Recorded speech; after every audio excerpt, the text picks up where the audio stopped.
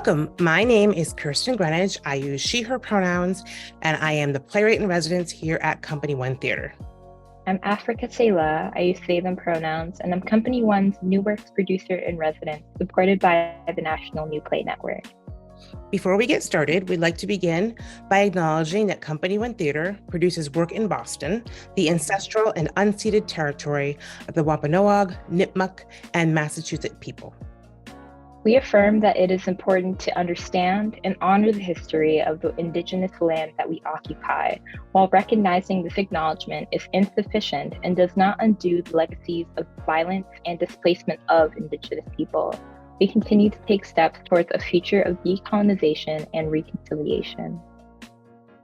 We're so glad you're joining us today for We Grow Together, a digital roundtable discussion on the challenges and inquiries and discoveries of collaboration in a new play development process by the season 24 Volt Lab cohort and guest artists.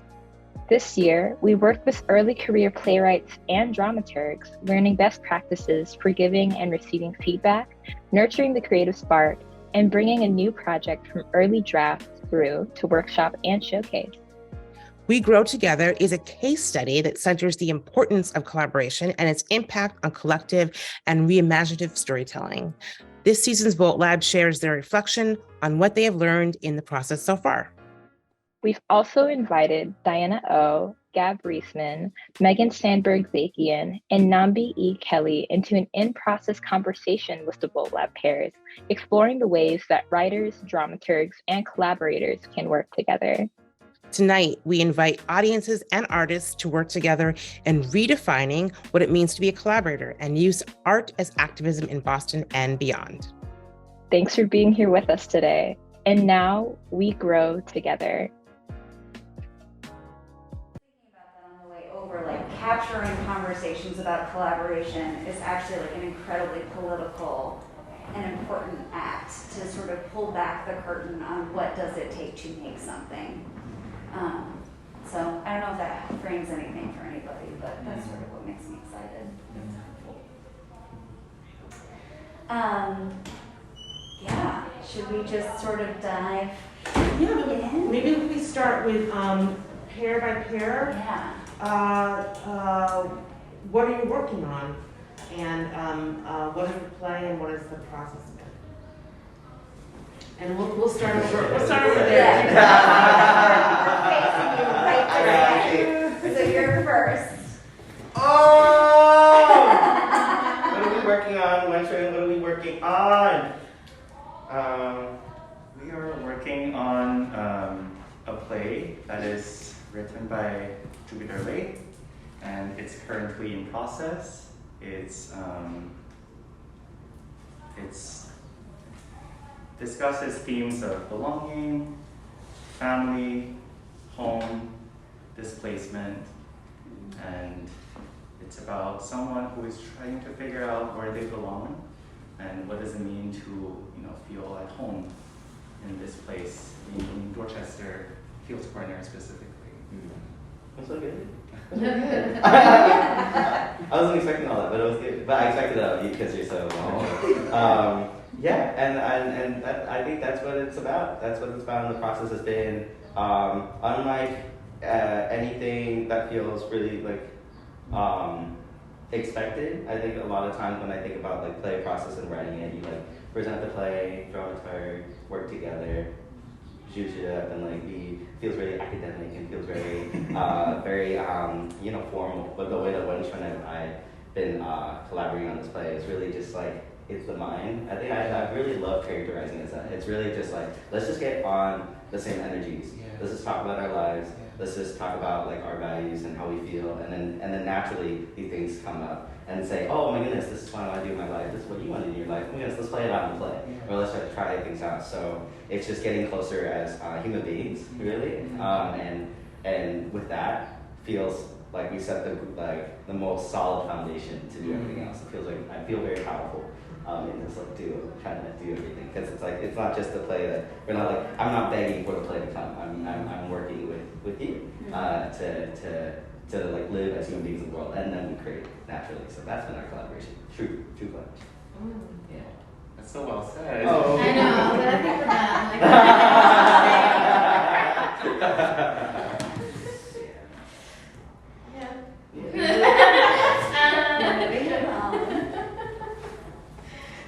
I think, well, from what I know of everyone's plays, I think we're all kind of, well, actually, no, I think, no, okay. Yes. So my play, I'm Annalise, playwright. This is Raquel, my dramaturg and homie.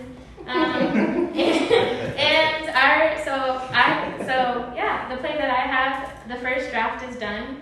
The second draft is close to being finished. It's about the main character, Magnolia, her journey with leaving home and what it means to want to go back, and the urgency with going back to protect what is yours, your right to your home and your right to your land, and claiming what's yours. It's a lot about home. It's a lot about figuring out who you really are. It's a lot about protecting what's yours. It's about New Orleans specifically. There are like messages that can be like used for other cities. Like when we were hearing it with our actor, it like sounded, it could be about Boston, but it's very specifically about New Orleans. It's about Black spirituality. It's about a lot. And do you want to add anything? Yes. Yeah. Of course. I have been so grateful to add anything to this process. It's been so amazing working with Annalise. I feel like in that same way that you were talking about like what the nature of our collaboration has been like, I don't know, sort of like a soul sister vibe. It's been really special. And I don't know if it's just like Company One did an excellent job of pairing or what it was, but like there was just kind of a magic for us. And the way that like worked when we were like actually doing it was we were talking about, okay, like what happens when our cities change and what does that do to us, right? What happens when we try and grow up and we start to see the world differently? And what does that do to our cities, right? Like we just like had a lot of really beautiful conversations about how everything really affects everything else. And I think like, yes, definitely like how capitalism affects us and how the erasure of our traditional spirituality affects us, and how our desire to connect with family ends up sometimes being a connection to ancestor, because sometimes those connections don't always happen when those people are alive, and like what family really is and how to like expand those definitions. And I don't know, we went down some crazy rabbit holes in our conversations a lot of the time, and every time I think we both were like, okay, that was a life-changing conversation. We would like meet up at like JP Legs Cafe Nero, and we would be like really nervous, like what are we gonna talk about today? Because either I would have something written or I wouldn't, and then leaving it, I'm like, like some sort of awakening, either like within, like a question I had that I've been wrestling with the play that was like internal, was like answered immediately just from talking with each other and learning with each other. And yeah, it came for a beautiful play. It's about like a spiritual journey, leaving and then coming back home and defining it. And it like, yeah, it was very personal, but also very like beautiful.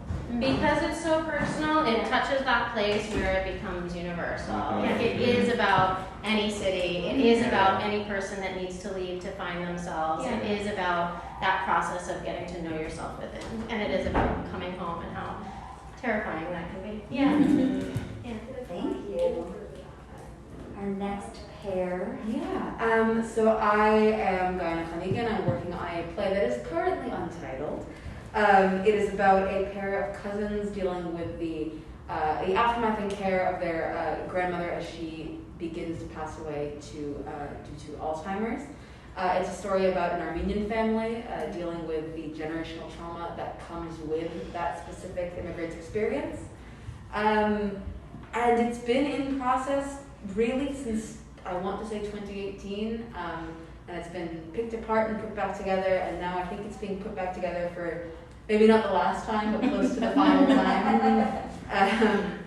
And it's been this very lovely patchwork to put together. Yeah, and I think in terms of process, I think we had some trouble connecting in the beginning because we were both being pulled in different directions. Mm-hmm. And then when we started meeting as a cohort, I feel like we had some time and some space, and we're holding space for each other more, and we're able to connect more. And my role really has been mostly to hold space for Brianna and her story, and to learn about her family and her culture through this story. And it's been wonderful, and I can't wait to read more and learn more. And you filled in the gaps in a really beautiful way. I come from a very specific, this play comes from a very specific experience. Mm-hmm.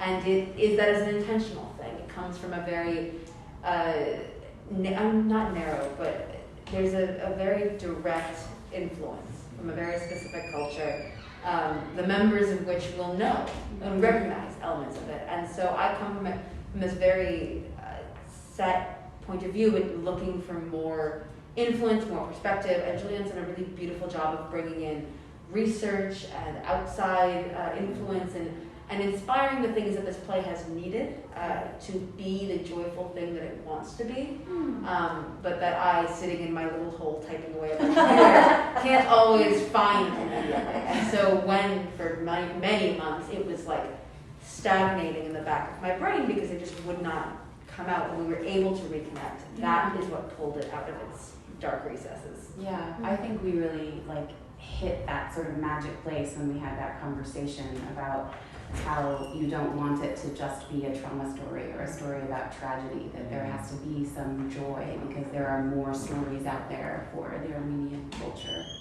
Yeah, yeah. I had the realization at one point, I felt like this play didn't deserve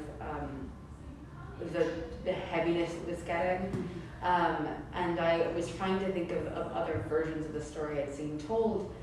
And I realized that there is not a very, are kind, neither of them are subtle and beautiful the way that I know my people to be. And so we had one of the many conversations that we have where I cry halfway through of it. That was where that was finally pulled out, and then it started to morph. The characters became the people they were, and it started to take an actual form.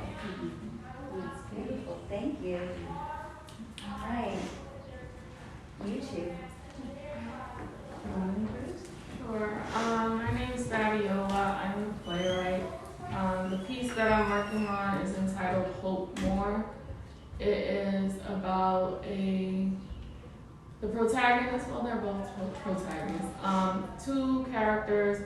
One of them is called Taisha Williams, and she is dealt with a lot of trauma from the passing of her husband to the passing of her son, and then now her teenage daughter is missing.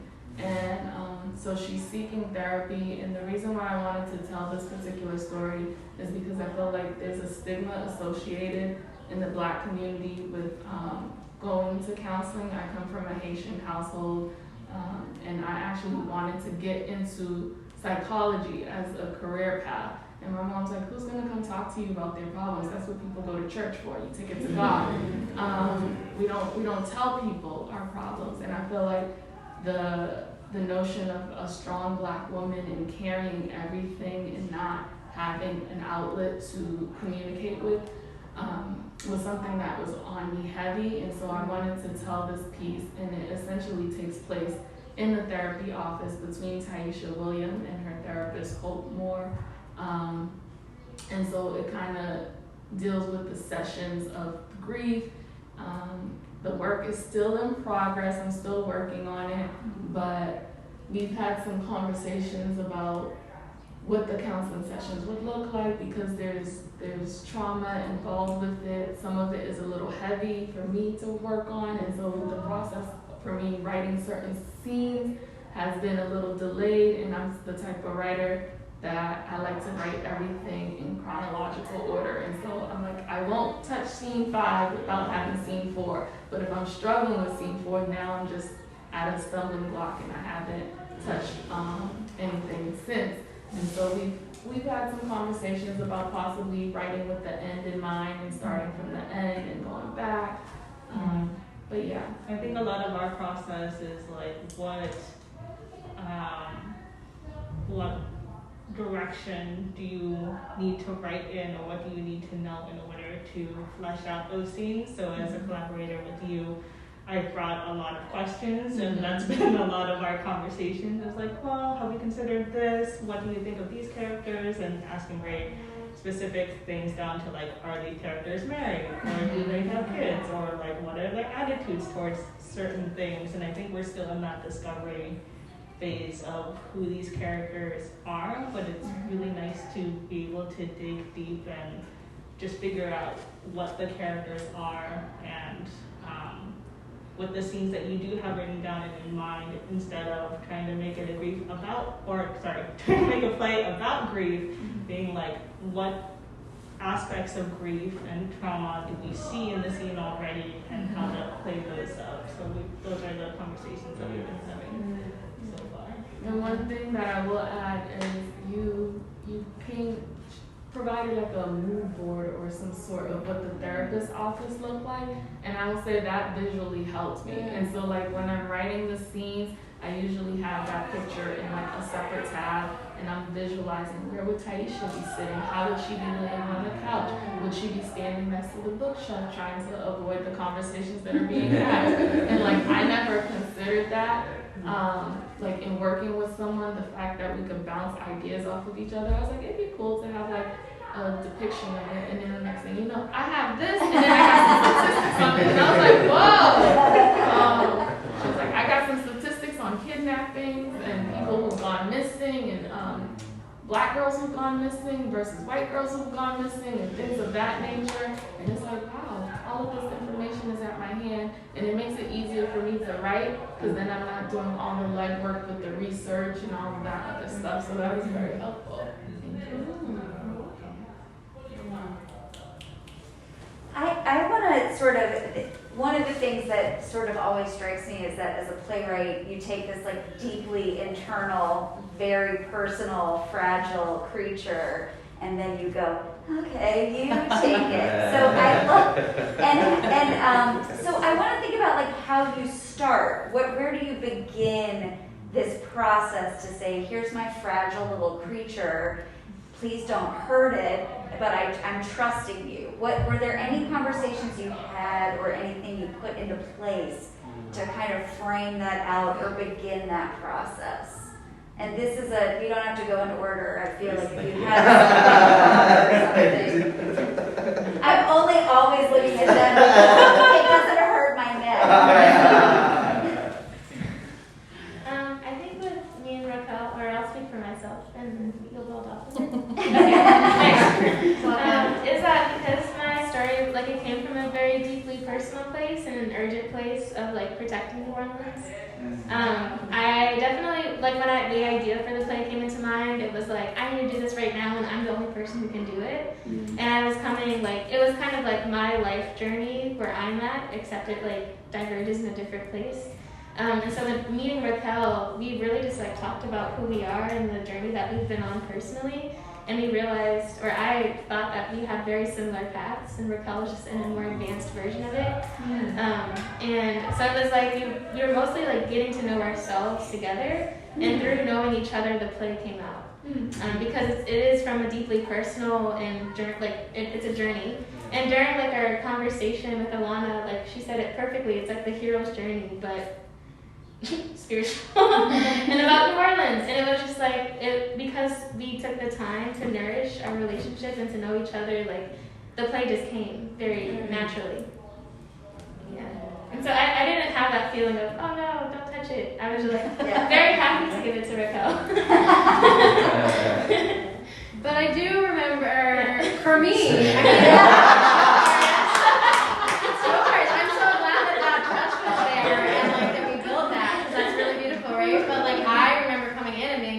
this is her story. Like, this is really like her, like, working through something for her own self. And I know that because in some way, I'm also working through the same thing. Like, I'm also literally coming home right now, having lived outside of Boston for a long time.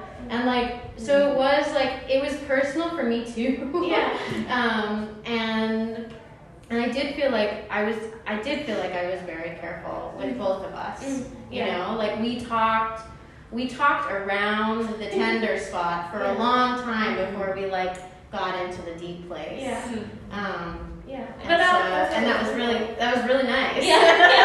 That was a good way that we did it. But I think I could see it, like if we didn't have the sort of personal connection that we had, it might have been more challenging. I could see someone being very protective of this, and like the way that I would really want to tiptoe around it, even more than I already did. And I think that is just like just a gentleness that you have to take when you're helping someone create their baby, their creation, right? Like it's certainly not mine to be like, oh, you should do this, or like, oh, like obviously this, or you know, like it's not me to be like, oh, this is your healing, right? Like I'm just here to like support. Yeah.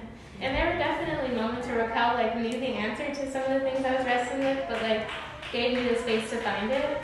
Like the tiptoeing question, we would like kind of play with it. And I would be like, okay, I'm not going to talk about that. And then 2 weeks later, I'm like, okay, so this is how it was. And it was like very healing for myself to like kind of go through my own journey with it. But it was like, yeah, like, and I remember one conversation we had at JP Licks, we were like, we look the same, like we look alike, like we're like going on the same journey and we like look similar. And it was just like, yeah, I think, yes. And that answer. It was very trippy sometimes. Yeah. Like, okay, you are like me, but like 12 years earlier. Like you're like so much smarter than I was, you know. So yeah. So it sounds like there was a lot of authenticity and vulnerability that you led with in order to kind of say, I also see your vulnerability and authenticity. What other things came up for people in those beginning stages? I mean, we actually had a conversation about that on the way home from the retreat, because we drove up together. We had 2 hours in the car, and I had been deciding between 2 scripts to work on with this project, and I was sort of led in the direction of the more personal piece, and that was terrifying because again, it's very personal. It is partially. My family is very deep in this story. I won't say it is their story, but they are in there and they know. The characters know who they are. And so we were driving home, and I was so scared to hand over any part of that story and of my culture, which I am very protective of because of the lack of kindness towards that representation that I so rarely see. And so we discussed it for a little while, and I think what needed to come from that collaboration in the end was this needed an outside perspective. It needed somebody who had not met my family, who did not know my culture, who did not know the sense of humor from this very like first-hand point of view. And it needed that to come in and look at it and go, this is what everyone who's not living inside of the story sees. This is what the world that is not you is viewing here.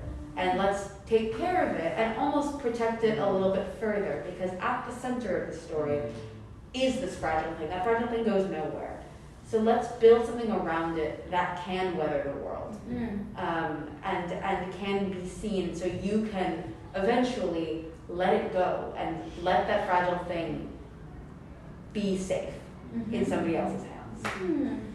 Yeah, I mean, I think I could feel that you were nervous about how personal the story was, and we talked about you not wanting it to be too personal, so that it wasn't like against the bone, right? That it would have a little bit of space between you and your own story and your own family and who these people are. And I think that has been like a really delicate, interesting thing to look at and play with, and the more that I talk with you, the more that I understand you and where the story came from, and how much of you is in each of the characters, and how sincere and beautiful and intimate that is. It keeps getting more so. Yeah. Every time I think I've made a clear character difference, somebody says something and I go, damn it, that's a direct quote from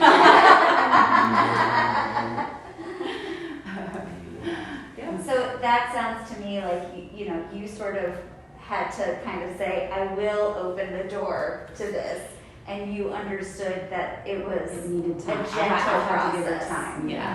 Yeah. I was gonna open the door and hang on. You have 3 inches. And I'll But stay like outside the door. Yeah. And, And every once in a while, I'll pass like a Right. piece of something. This is my hometown. Yes. Exactly.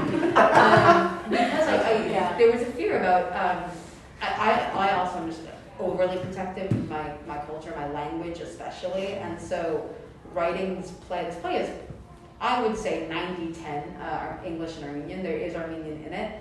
But that was a terrifying choice to make, that it needed a second language, but I was so terrified of putting those words in anybody else's mouth, and having them be misinterpreted, and having the knowledge that someday somebody who wasn't me would read them, and I wouldn't be there to tell them how they were pronounced. Right. And that was partially a conscious choice. I went back and changed names and made them harder to pronounce, because that needed to be almost a degree of protection of like, if these names are unpronounceable, this play is not for you, or you're gonna have to find a way to learn to say them, because that's the first barrier of entry to getting to the actual pain within the story, the actual personal thing. Start here, and then if you can pass these tests, you'll get to the middle. And you can help me build that. Yeah, we had a really beautiful conversation with our actor about a month ago about that very thing, the importance of names and keeping your name and owning your name and knowing that it's yours, and that other people have to know it's yours. Right. And that they have to respect that and leave space for that. So I'm glad that you made them more challenging.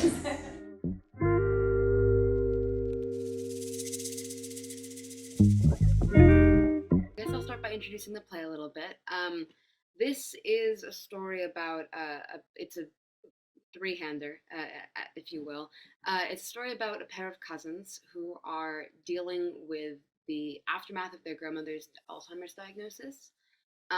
It's complicated by the fact that these are the two eldest cousins. They take on a lot of responsibility for their family.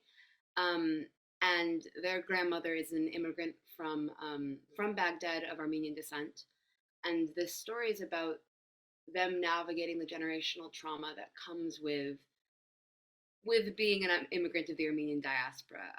And though the word genocide is said in this play, I believe it will only happen 5 times, total, period.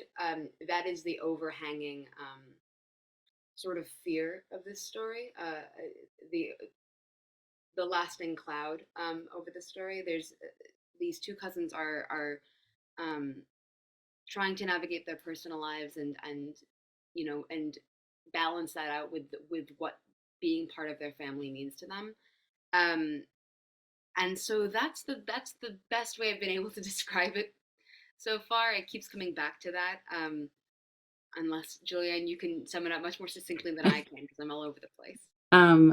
I think I would only add that even though, at the moment, there's maybe a dozen or more pages, the amazing thing about the content that you already have so far is that it hits so many pressure points about the Armenian culture and complex family dynamics and mental wellness and the challenges of aging and finding yourself versus losing yourself and all the different ways you can lose yourself. And it's a highly personal story. And I think it touches on how and why we retell stories and why that's important.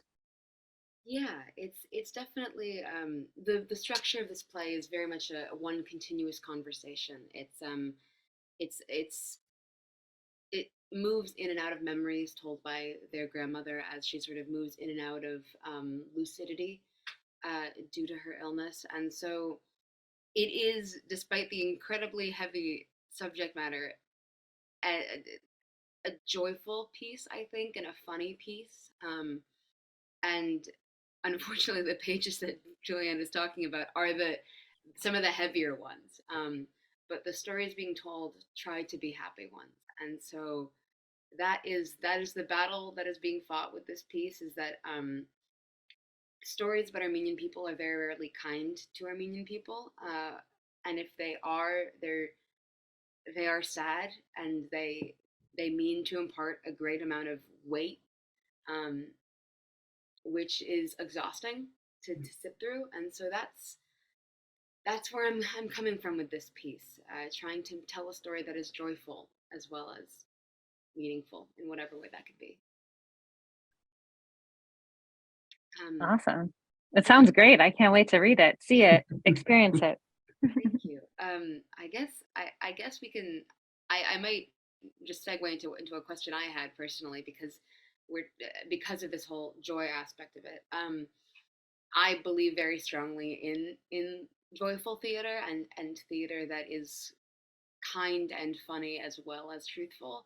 And when heavy subject matters come into play, and when very resonant matters like that come into play, I worry about, for lack of a better term, being corny or being optimistic at the deficit of criticism, for lack of a better term. Again, I'm curious about finding that balance. I know you've done a lot of work with theater that wants to be joyful. Do you have a philosophy with that, with finding that balance? I do have a philosophy about that. And I wrote an entire book about it, actually, which is, so I love this question. It's my favorite. This is my favorite question in the world. So the book is called "There Must Be Happy Endings: On a Theater of Optimism and Honesty." And I think, the title for me speaks really directly to the idea that you're bringing up, that I certainly have wrestled with in the past, that somehow optimism and honesty are opposed to each other, right? That to be joyful is somehow not to be fully truthful, or only partially truthful, or even more so, right? That like to have like honest, truthful theater means like really rigorously devastating theater,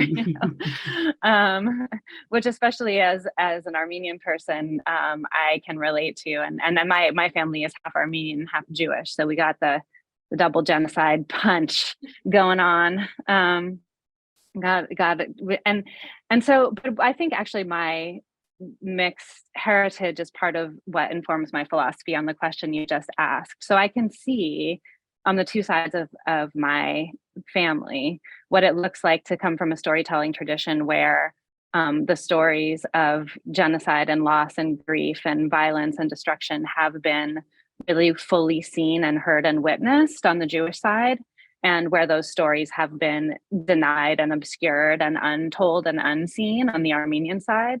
And sort of the difference in, I think I relate deeply to what you're saying about what Armenian stories have looked like, or what, at least in translation or in English. I mean, I when I've read, there's a lot more happening in other languages, I think. But what we have in terms of the diaspora and in terms of what's been created by people who write in English, it's just usually just fucking tragic. And I think, while on the Jewish side, while there certainly are some tragic and devastating stories, there's just also like a huge, I mean, you also have like Woody Allen, right? Which is like quintessentially Jewish. I mean, we could say a lot of other things about Woody Allen, but in terms of, I should say, instead of Woody Allen, I should say we have like New York, Brooklyn comedy, right? which is like a whole genre of Jewish art that it has nothing to do with genocide. And that genocide was more recent. So the feeling that I have about it is actually, it is necessary to fully hear and see and witness and be present with the darkest and most devastating parts of our stories in order to feel the most joyful and expansive parts of our stories and ourselves, and that in fact, if you continue to experience a kind of containment or restraint or oppression in terms of your ability to tell the bad stuff, you'll actually never be able to step fully into telling the rest of the story. So I think, I mean, it's easy enough to say all of that in the abstract, and I think in one play, the balance is, it can be trickier. But I definitely, my feeling about it is, going, stepping all the way to the left is the only thing that lets you step all the way to the right. And it's not a binary anyway. I'm curious about when So. you do approach a script that does, again, tell a very specific lived experience, how you assemble that team, or you start to approach that script. What are the steps that you as a director take, or as an artist take? Mm-hmm. And are you talking specifically about like the quest to bring in collaborators that are from the specific lived experience of the characters? I'm more thinking of the sense of how do you approach, understand that experience as yourself and as a broader creative team. So maybe not finding those people that have lived that experience, but because that is kind of a partially a given, but finding out how do you go about best understanding it for yourself with the people around you, like creating that collaborative environment, Mm-hmm. to tell the best version of that story, I guess is where I'm going. Yeah. I mean, I think every play I've ever directed has been about a specific lived experience that's different from my own. If you ever want to write a play about a half Armenian, half Jewish woman who grew up in Seattle and got married to a Black woman from DC and makes theater in Boston, feel free. But then I'll be like, oh, look, I don't have to do any research. This is fantastic. But I really, seriously, like everything I've ever worked on in terms of the circumstances of the sort of given circumstances of the play have been like wildly different from my own experience. So I think the closest play I ever directed to my own experience was Bright Half-Life, which was just the characters had like grown up in the 80s and they were two women of different races in a marriage. I was like, oh, this sounds familiar. But everything else has been a stretch from my own experience. And so I guess I just think of that as part of making a play. Like it just seems like part of the deal. And some of in terms of a new play, some of what I see my job, so part of what my job is as a director of a new play is to just listen really closely to the playwright, as they, it's like I always think of the angel in the marble metaphor. They're trying to chisel the angel out of the block of marble, and I'm, I sometimes hear them saying, I want the right arm to be, holding up an ice cream cone, but they're like making the right arm clenched into a fist or whatever. And I have to say, it looks, I think that you're interested in something else here, or whatever it is. This is a very bad metaphor, but I think that there's a level on which close listening to the playwright is the main conduit to specificity for any collaborator on a new play. And I'm not talking here about identity. I'm just talking about the playwright is the one that knows what the story is and what they wanted, what wants to be told. So that's the first thing that I do. And then I think the other piece of it is like the right collaborator for a new play always feels to me like the person, whether it's an actor, a designer, or whatever, who feels like deep excitement and passion for the play without feeling sort of an attachment to the play. Sometimes artists get really attached to work, and that can be totally fine if you're doing like Sweeney Todd or The Tempest, but it can be hard. That's a Van Bogart says, hold on tightly, let go lightly. And I think you have to have collaborators who can do that on a new play, because when you're getting into this really, this deep specificity, especially around cultural stuff, actors and designers can't think that they're right about a play. They have to really let it go. Or directors, but I never think that, I mean, this is being recorded, so I shouldn't say that. Someone watching will be like, you are so full of shit. No, of course, sometimes I think I'm right, but I think I get more attached to the places where I get caught up is when I get attached to like something that the playwright said 2 weeks ago.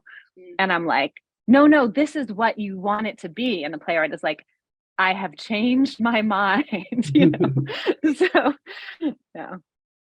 I feel like I veered off of the initial question, but that's some of what I think about in terms of who's the right collaborator for new work. I think that's similar to something that I've learned in this process, is that as a dramaturg, it's about holding space, especially in this project, as I am not Armenian, is holding space for other people's stories. And sometimes that means admitting how much I don't know and how much I still need to learn about the story itself, and about the collaborative process. Sometimes saying, I don't know yet, or I still have much to learn is okay. And that's been a challenging thing for me. I'm going to sort of take two questions and make them into one, which is, what has either been unpredictable or surprising to you? And or what do you feel like you have learned about yourself through this process as a collaborator or an artist? Or a collaborative artist, if you will. I will. And again, there's no order. Sure, yeah. What has like sort of been the unpredictable or surprising thing that you've learned about the process, or that's happened in the process, / what do you feel like you learned about yourself? So there's sort of the process question and then the individual question.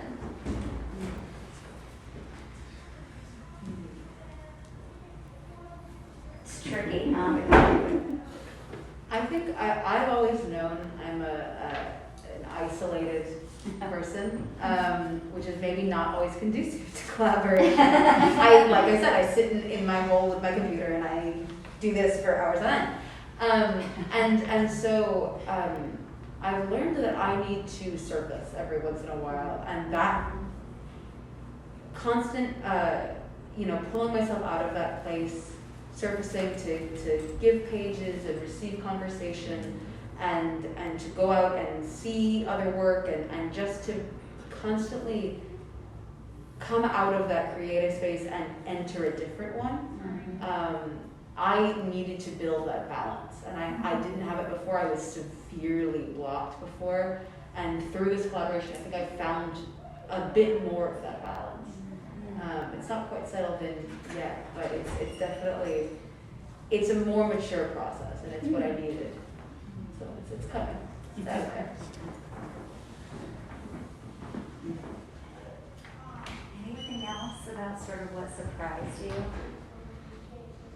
Or what was the thing that maybe made you go, oh, I thought this would be easy for me. This is not so easy for me.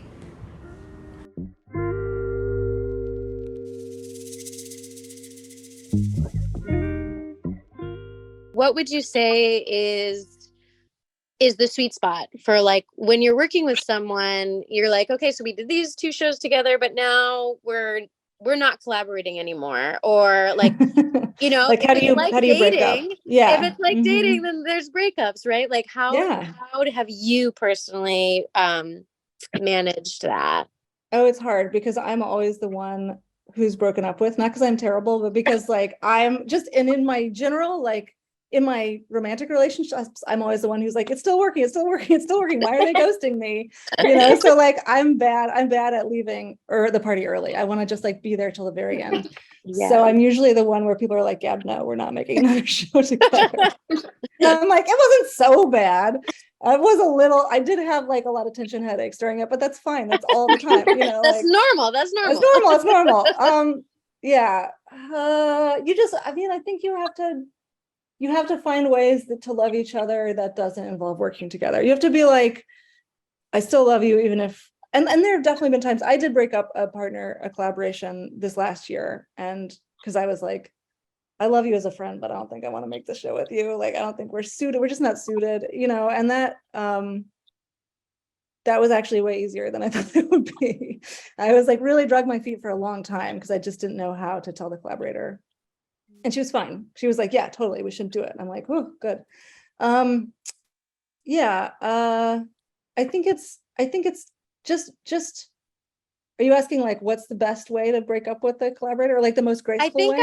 I guess I'm more asking like, because we're coming at it as like, we just got put together and we're like, oh my goodness, like, how do we, like, we've literally never had a conversation about making a play together, like really, but like, how would we do that? You know, like, how do we keep it going without that like outside function, like, you know, like that support of company one, where like I guess like you're coming from this very DIY place that like that's where you could maybe like help us from. I think it's like it's true that we love each other.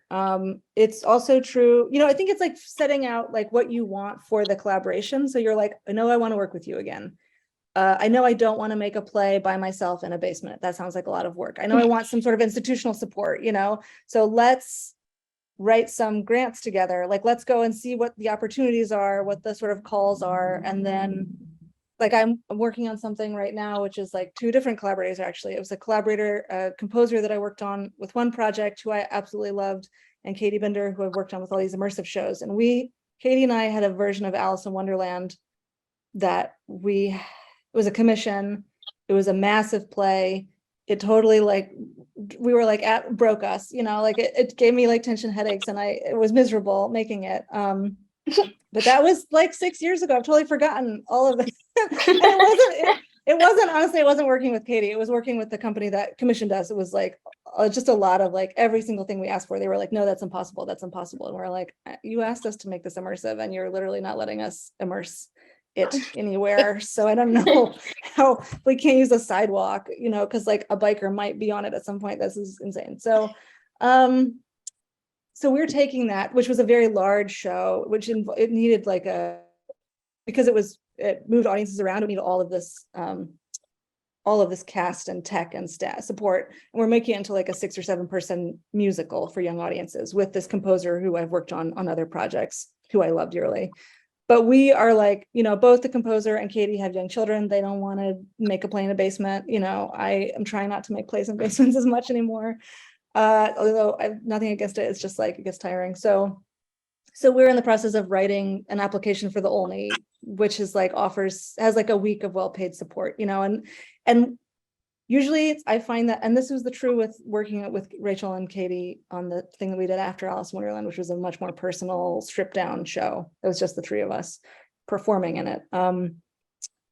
I find that like I'm a procrastinator. And so like, if I have a thing to work towards, if I'm like, oh, we have a deadline and we have to write this thing together, and oh, we got the thing and now we have to make the play, you know, like it's sort of similar probably to the way that this company one opportunity worked, where it's like the opportunity allows you the space to keep collaborating.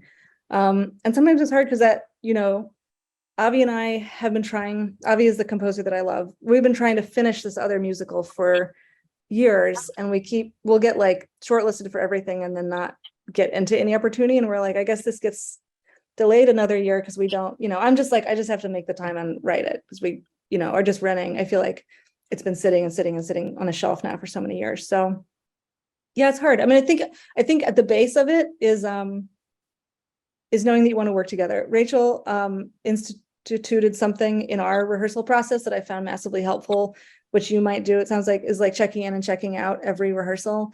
So at the beginning, you're like, you're like, Rachel, how are you? And you're like, I'm kind of tired, I'm kind of mad, just sort of like say exactly how you are in the moment. And then at the end of the rehearsal, you're like, now, how are you? And you're like, I feel a little better, or I'm still mad, just whatever it is. And that, I think that allows people to understand in the beginning of every room, the energy that you're coming in with. So they're not like, oh, she hates me. It's just like, oh, her dog is sick, like that's what it is. It's sort of those sorts of little things have been really, really helpful in like collaborative processes over time. Yeah. But yeah, it's just hard. It's like a relationship. You just gotta, not be good to each other whenever you can. Yeah.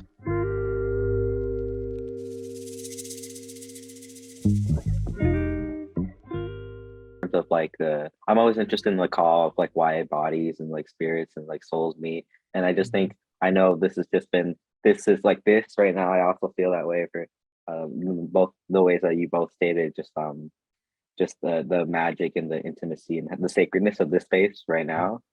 Because I know, and Wenxuan, you and I talk about this all the time because relates to the theme of the play, but it's just like so starved for community, so starved for connection, so starved for like authentic connection in this world of like, so there's just a lot of distraction, there's a lot, and I think I'm right now like just shedding all the layers of what it means to be human, and I just feel like a little snail right now. Like I'm a little snail, and I feel like I was just born into the world, and I'm like, where are the people who are my people? What do we do when we find the people? What do we do what are we doing right now? And so I think there's a lot of like tools of white supremacy that make us feel like we should like do something or be a certain way in this space. So I'm just appreciating that we're just here and we're just vibing. And it's a radical thing for us to already be together. So I'm just like remembering that. I'm looking at y'all faces and you have beautiful faces. And it's like that's good. That feels good to me.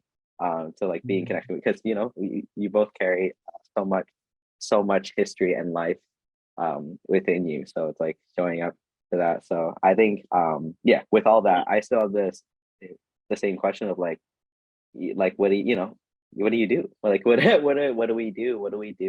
And what do you want to do, I guess, like in this life right now? What in this, is it I don't know. Yeah. Like I feel like it's like live life day by day, but when it comes time for the art and time to find community and connection, like what do we do? What do we do with that? Yeah. Is that a question you have? I don't know. I feel like everything's a question, right? Yeah. How old are you? Oh my goodness, guess. 27. Oh, that's kind of nice. God. that's in the age range I usually get. I'm a 22-year-old. 22. What? Yeah. Diana, don't be upset. Don't be upset. Confusion. What were you like at 22? Not like this. I wasn't all like this in touch with like, I was slutty and like, blah. I mean, I'm sure you're also slutty too, but like, I don't know. It's a good time. It's a good time. It's summer. Yeah, 22. What was I like? I don't know. It wasn't like I also didn't go through the pandemic all like what, it wasn't all like, it wasn't this existential of like meeting the, so like, can everyone just chill out? It wasn't like, can everyone just chill out? Like, so I feel like the questions I was holding was like, can we all just do more? It was like, I don't know. It was just so different. At 22, I was in New York like that, so it was just the ask was so different. I feel like the healing was definitely at the forefront, but it was almost like panic was part of the healing, and it was like a welcome energy of like, like I have to go dance in crowds and like sweat. Like I'm gonna go sweat it out. And I feel like if like if I was now at 22, it'd be like I need to go cry in a circle quietly with like wind chimes. Like that's gonna actually be the more authentic way for me to heal.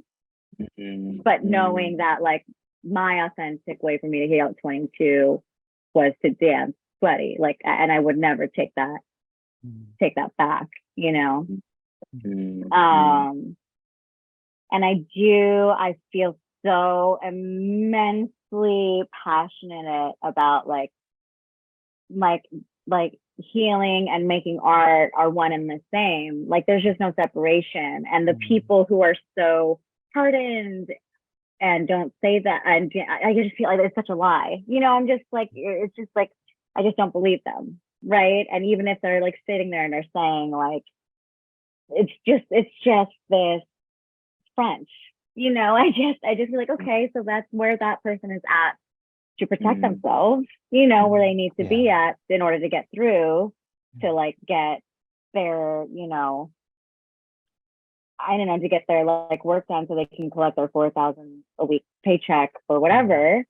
But I always, you know, this is a term that a producer friend of mine taught me. Like I never knew what this phrase was, but it all comes out in the wash. You know, that's not a term I grew up with. Who the fuck in my household was going to say it all comes out in the wash? You know, like what is that? What's that sentence? You know, but like it does. It all comes out in the wash eventually. That like the healing or non-healing, like it catches up to you eventually within your process. So if you're not making the healing a part of your process of living, it's gonna affect you eventually. And as like an artist,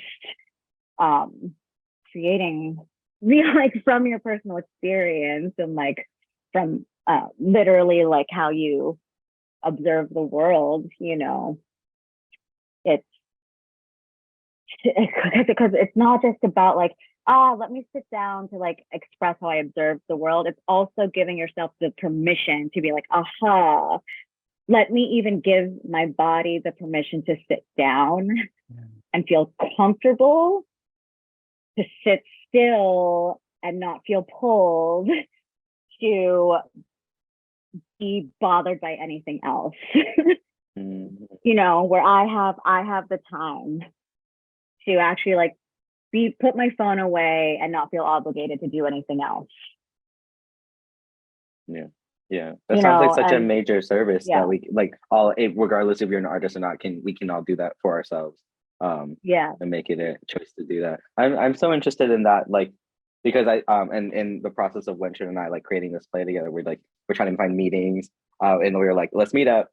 And the expected thing is like, okay, you know, I write the thing and Wenxuan supports me, and this thing we like perfect, and that's not when, like, you know, obviously like company one is very different. That's not like the idea. It's not the goal is not to have the product. This is actually about the process. And so as we're like meeting, like I would like to quote Wenxuan, it was like most of our meetings are just 80% chatting and 20% creating. And even then the creating is less, right? Because it's all about talking and like getting closer. But all that to say, I wondered, like, a lot of times when just creating in general, I always feel like I'm like, why add to what do I have to add to the world? And I don't know if it's like a value thing, or it's like, oh, I don't care about myself or I don't care about my art, but it's really like sometimes I just sit and I'm like, I'm creating, but am I just adding to the fluff of art in the world? Like what real change am I bringing about? But now I'm realizing it's that process. It's like I'm not doing that for anybody. I'm doing this for me. Like being an artist is it has to be for yourself.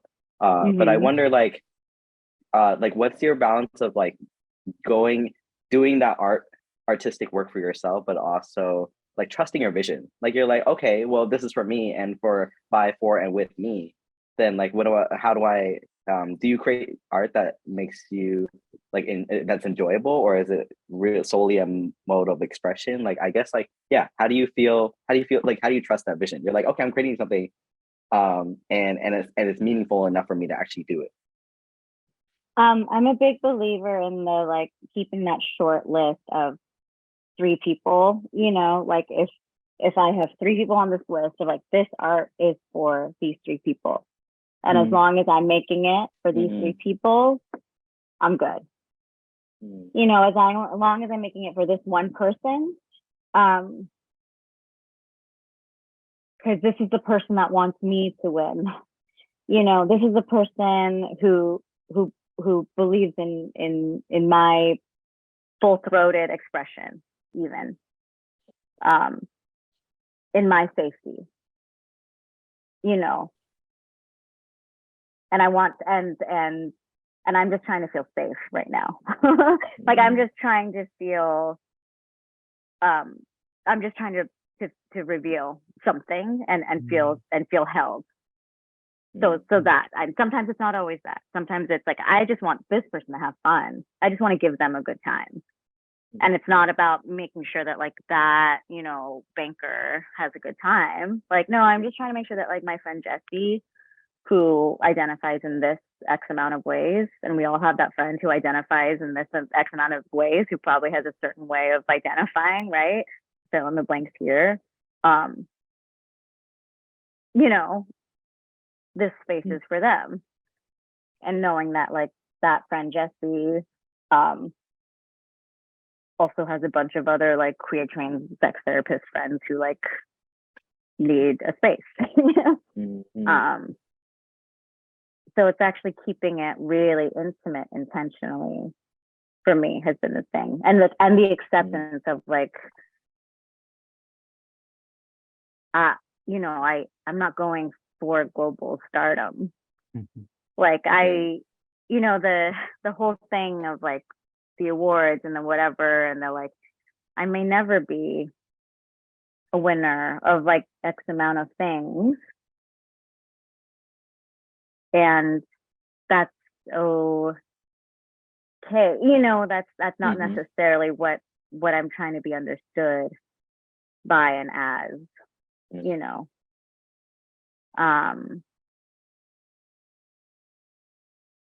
Yeah. It's like it's very like kind of service oriented. Yeah, and intimate and intentional were the words that I really like, grasp onto, because you know your audience, and then you know the reasons why you're doing it. Like, did anyone learn something that they think they'll take with them moving forward, where you're like, I now know that at this moment in my life, this is a thing I want to take with me to future collaborations? I think with me, to like answer your question and also build off of what Wenxuan was saying, is that like I have this mission as an artist of like building like theater as a way to like bring people together by knowing people very intimately.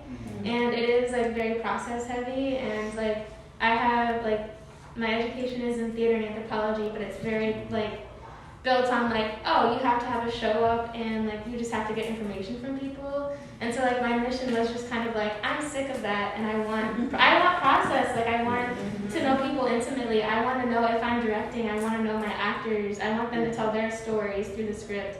If I'm working with other crew people, I want to make sure that they're heard and not just you have a show that goes on every weekend.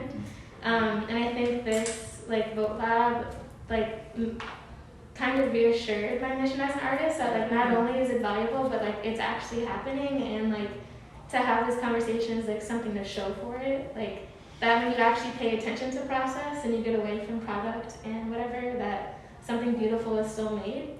And I know that like most of everyone else is like still in the process of the play, and like I want to consider myself finished, but I don't think that was the product of Vote Lab. Like the product was that I have a community now, because like I didn't have that before, and that's something that like I craved deeply.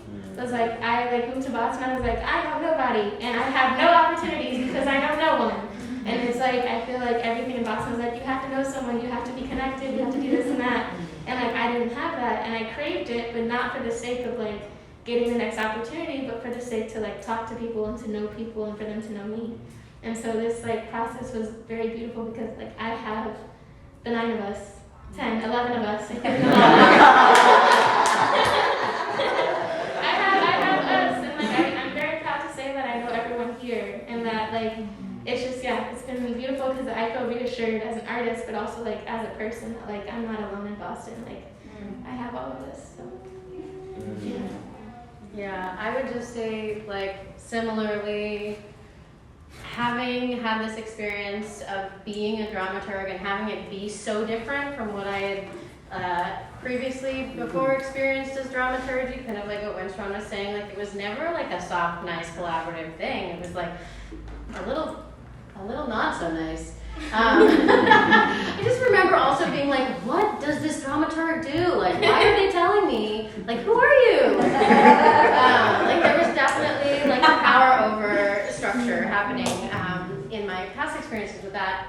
But now that I've like been through the process of like what I think dramaturgy can be and like what that means to like sort of go into yourself to bring something out in someone else, I was like, ooh, I need a dramaturg. That's what I need. Like, for my own writing process, for my own creative process, like I can do this for someone else and someone else can also do this for me. And part of, like, I think that's what that community building is that like I think we all have the ability to switch roles and to like move amongst each other. And like if we all know how to make the dish, you know, we all know how to put our little ingredient is going to come out different every time because you're doing the chopping and I'm doing the washing and you're doing the sauteing, right? Like every time, if we switch up those roles, right? Like it's going to be delicious and it's going to be different and it's going to be amazing, right? And every time we like learn more about each other by like having to confront whatever being in that role could be. And so that's kind of my dream of like what the next step could be in terms of like taking collaboration further with a group like this and maybe even with this group.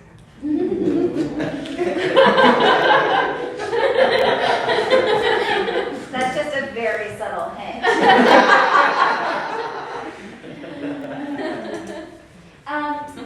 What I hear a lot of this idea of process, not product, and it sounds like part of what happens is, and I think this is also Company One and you and Alana, is taking away this idea of right and wrong or power versus who owns the story, who knows best how to tell the story. And it sounds like you all kind of took the pyramid and flattened it so that you could have just sturdy ground beneath you to then explore what was possible for each individual project.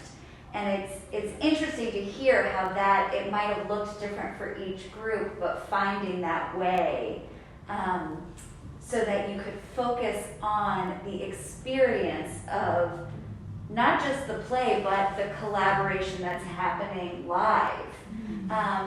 So yeah, it's a really beautiful, this is also like my dream. So it's nice to know that it's happening because we don't do this for the product, we actually do this for the process because the product is like the cherry on top. That's what it almost sounds like getting to whatever stage you get at the end of this might not be the lesson as much as it, like wherever you end is the right place to end, right? Because what the process has been the almost the gift versus to you, not just the play itself. What do you, I think this is an interesting question and it's making me think about this. As an individual, when you go into a room, a new room, like say you walk into each other's rehearsal rooms, right? How can, as performers or director or designer, how do you, even if you're not sort of quote unquote in charge, right? That power structure of who sort of gets, how do you bring this learning into those spaces, maybe when you're not able to be the one to set the tone of the room?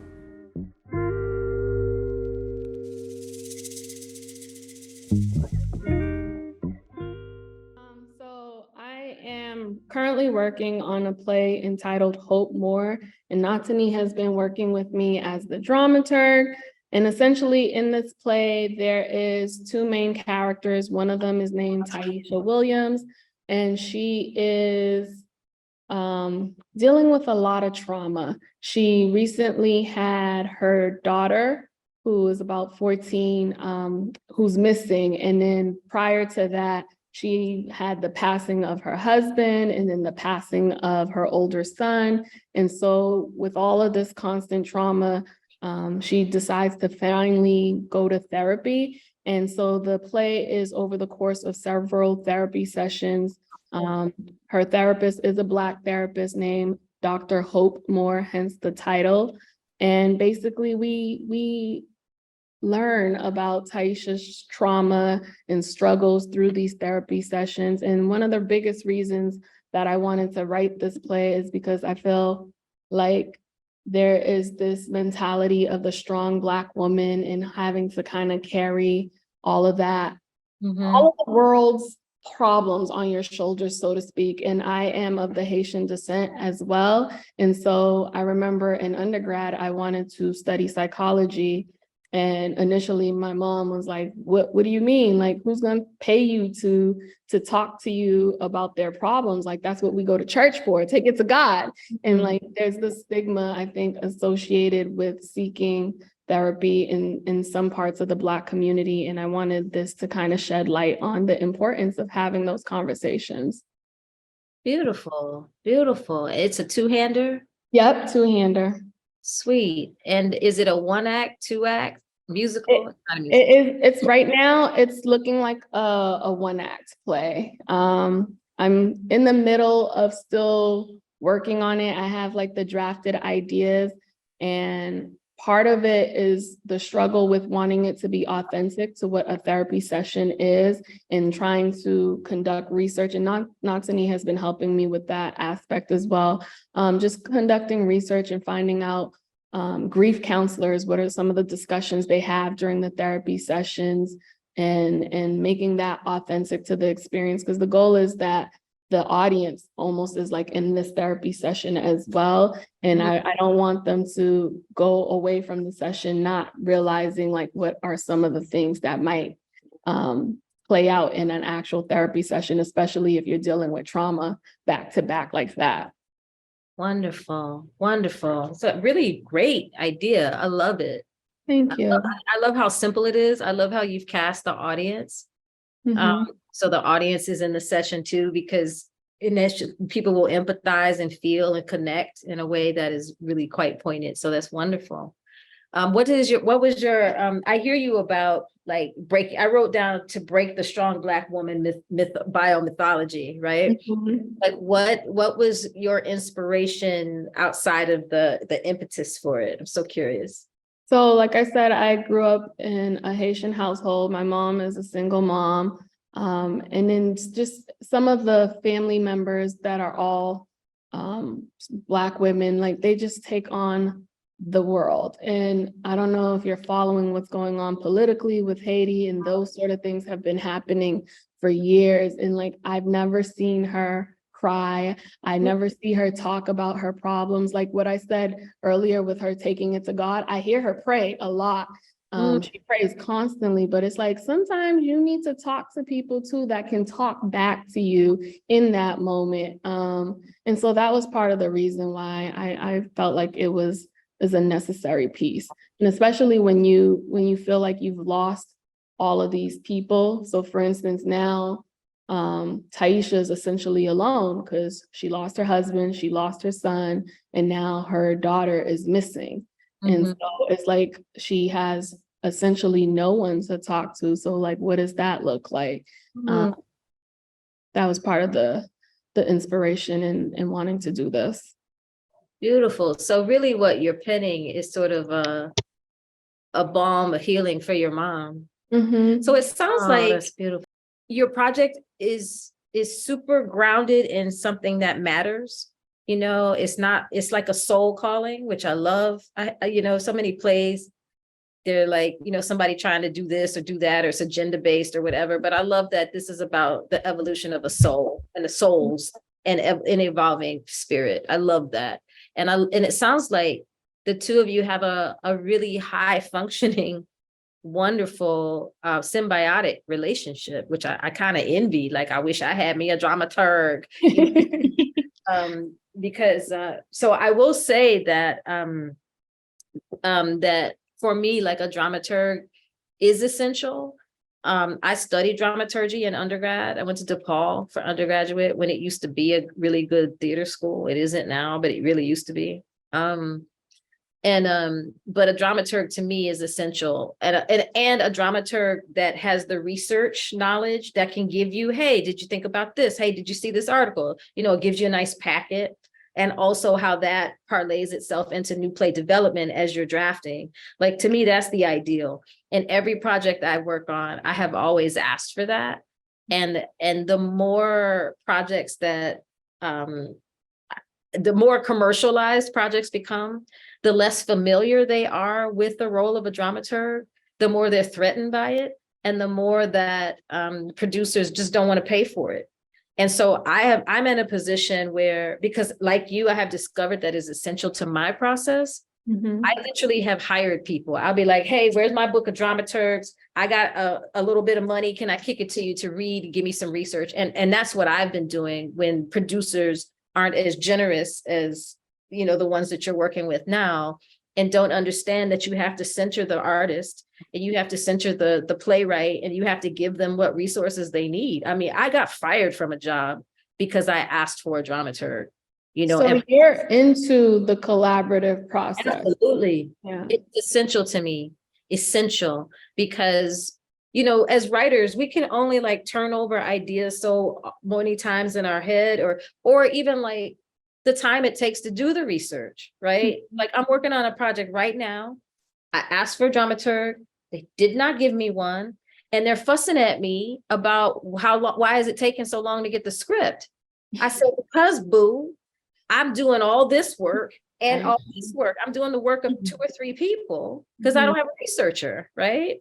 So it's like, so you're getting the script when it's done because I'm wearing the hats that you refuse to pay for. Now, I ain't say it like that, but keeping it real with you, right? Like, sometimes that's a real fight. So I love that you've discovered that, because I feel the same way. It is my joy to work with a good dramaturg. It is so much fun to like text somebody, because they're in your head, like you're in each head, and you're like, ooh, 3 o'clock in the morning, right? And then you'll get like a 5 a.m. return text. It's like, oh, she's thinking about it too. Like, it's the best. It's the best. It's like birthing a child together, literally. Like, she's the midwife, she's the doula, and it's just the joy. So I'm so glad that y'all found each other and that you're working well together. That sounds beautiful. Yeah.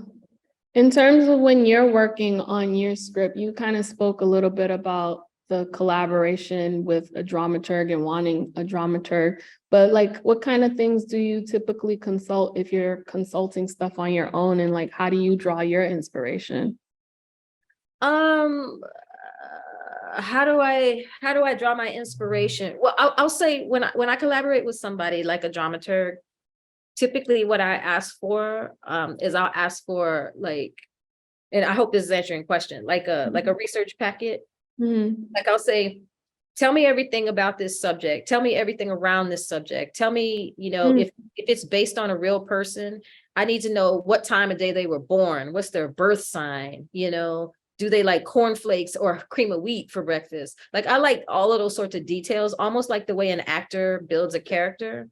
Because I have been historically an actor. I've made my living mostly as an actor, and as a writer more recently. In the past 10 years, I sort of transitioned more into writing. I was always writing. Let me be clear. I've always been a writer. I've always had at least a play produced a year, but I was always on stage. And so now it's more writing than acting. But like, I'll ask for all of those sorts of details, and I'll build it like an actor builds a character bio. And sometimes it's not even that like that stuff will turn up in the works necessarily. It's just that it's in my spirit to want to know those things, because it's like what you were saying, the pictures, help you visualize what this office looks like. Me knowing whether or not that person eats this or that for breakfast helps me get into the spirit and the soul of that character, so that when I'm writing for them, like, it just comes out organically. Like, they're thinking about, oh man, this shit is soggy. What is soy milk and cornflakes? It just becomes dialogue when you know those sorts of specifics. So I like to know everything. I like to know as much as I possibly can.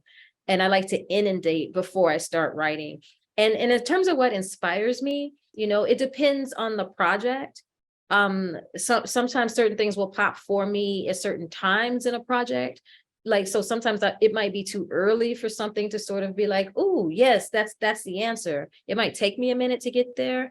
I'm a person, I talk about my process like lasagna. Like, my mother has this dish, when you talk to white folks, they understand, oh, lasagna, but from our family, it's cheese squash, right? My mother makes a casserole dish, and when she was alive, and she would like layer it. So the bottom layer is squash, the next layer is onions, the next layer is tomatoes, and the next layer is green peppers, the next layer is the cheese, and you put the spices, and then you start over, and that's how you layer, right? And so my writing process is also very similar. So sometimes, if I have all the information at once, it doesn't all come out at once, but it absolutely like layers. And as you layer and bake, by the time I have a full script, it's because maybe there was a detail in some dramaturgy packet that I read, and all of a sudden that's the cherry on top. But I would have read that at the top of the process, and I discover as I go, oh, that's it. That's the last thing. And, it's like putting together, from my brain, it's like putting together a puzzle. It's like this goes here, and this goes here, and this goes here, and this goes here. Oh, I got it. Now what's the next layer? And so it's tedious. As I have recently started outlining as I've started working in TV, and I found outlining, very clinical. Like, I'm like, where's the soul in this? Like, but I've actually found it makes me much more efficient. So I'm like grateful to have been learning that skill set. But in terms of, I hope this is answering your question, because like, there's no rhyme or reason to it. Like, it's literally like spirit just working through me, if that makes any sense. I try to just be available to God, God, spirit, whatever her name is, his name, their name, and just allow. And then because I just allow, it just arrives. So funny, because as you were saying that, I was thinking, everyone has this little mini backpack of crap that they carry with them that's always there and affecting what's happening at any given moment. And the reception of that, it sounds like making space for all of that to be a part of it versus the sort of idea of leave it at the door versus like, how can I be here so that we're all people? Because it all sounds like you're all bringing your vulnerability. You're looking. You come in with a desire for connection, and I think it sounds like the moment you each connected as a pair was the moment the collaboration took off. Does that feel resonant in any way? Yeah. And that it happened at different times for all of us too, and that's good and okay and normal. Perhaps one pair connected immediately at the retreat, right? And for some of us, I think it took many more months. And learning that that's okay and what to do with that, and to be patient and to wait for the other person to be ready. This is a room and a group of people that establishes themselves, I think, when they enter the room. I remember when we did come to the retreat, I think you two were already in the room. I was like, already singing. I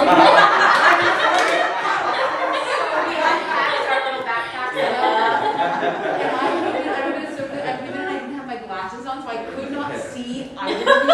And I was just like, hello, I'm gonna go sit in the corner. I was just like, I am the diametric opposite of the because I am so like, I turtle with spines. I just turn into a ball of like, I'm very privileged. I'm working on it. But I came into a room of people who had established themselves in the room as here was what they needed, here was their backpack. And they opened, this group opened and welcomed each other in. And it was this, it did take a little bit of time. We met each other at different times, but it was this eventual opening, and it was really a beautiful connection. I think we all found what we needed from it. Can I ask you a question, just because of this idea of a spiny turtle?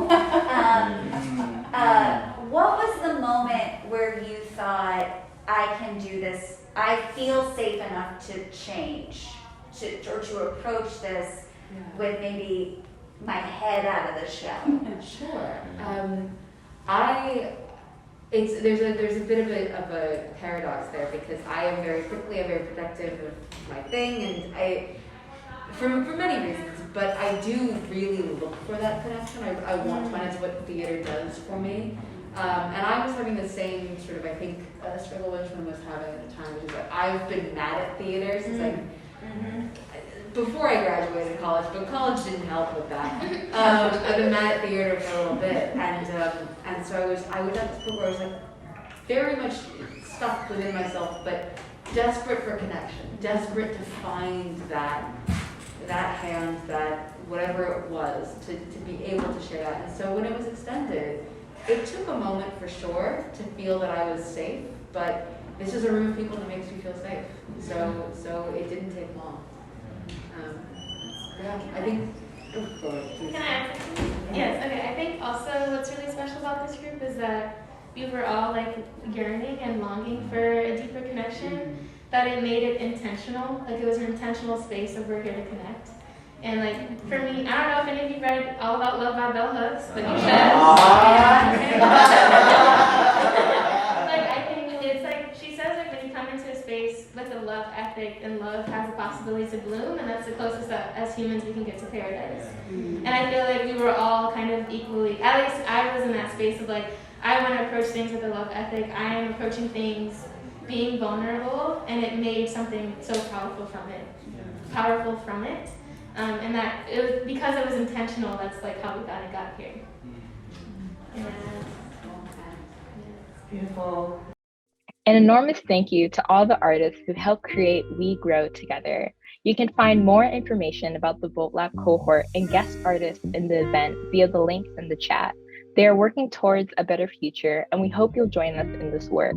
To that end, please consider making a donation to Company One Theater in order to support our future events as we continue to build community at the intersection of art and social change. To donate, please visit company1.org/donate. You'll also find that link and our Venmo handle in the description for this video. Thanks again for joining us. We'll see you next time.